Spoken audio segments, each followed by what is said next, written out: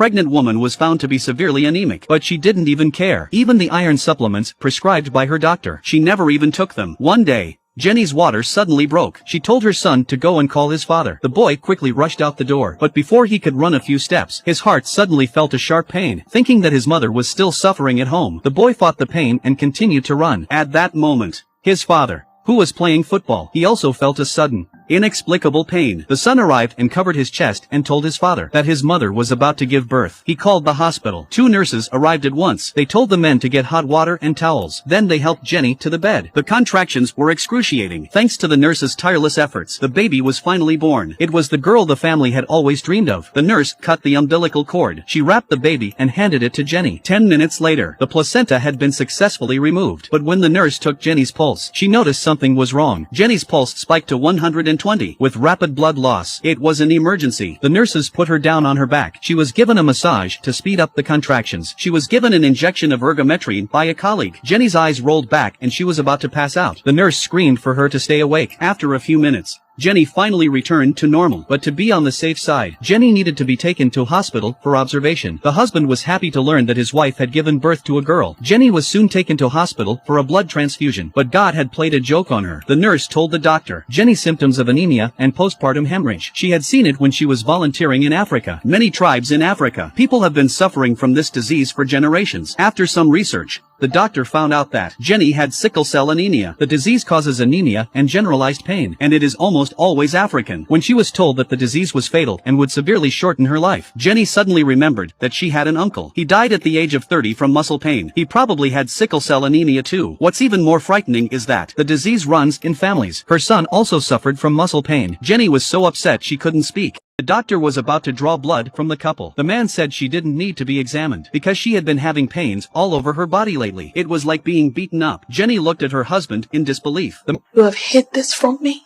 The sick husband is no husband. Man was afraid that his wife would dislike him if she found out she had a genetic disorder, but he didn't think it would spread to his son. Now even his daughter could be infected. The doctor reassured the couple. If the boy has sickle cell in his blood, he would do everything he could to treat the boy. The man was delivering mail one day. His arm suddenly felt a tingling pain. Both legs hurt as if they were broken. The man sank to the floor in pain. At that moment Jenny was at home watching the children. Suddenly there was the sound of the door opening. I can't.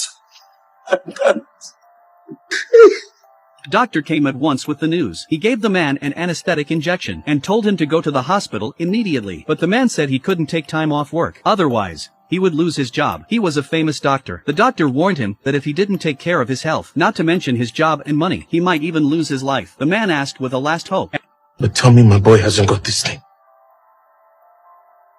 No, please, no! At the end of the night, when he gave his son a bath, Jenny was in tears of pain, blaming herself for giving him the disease. A few weeks later the nurse comes to the house to check on the baby, telling her that the baby had put on some weight. But Jenny couldn't be happy, because when her daughter cried, she always wondered if it was because she was in pain. Would the disease have shortened her life? The first time I set my eyes on Joel, I knew I would marry him. But if she had known her husband was sick, Jenny might not have stayed with him. Even if they had married, they wouldn't have had children. But now it's too late. I hope this video is a wake-up call for you. Before you have children, don't forget to get tested for genetic diseases.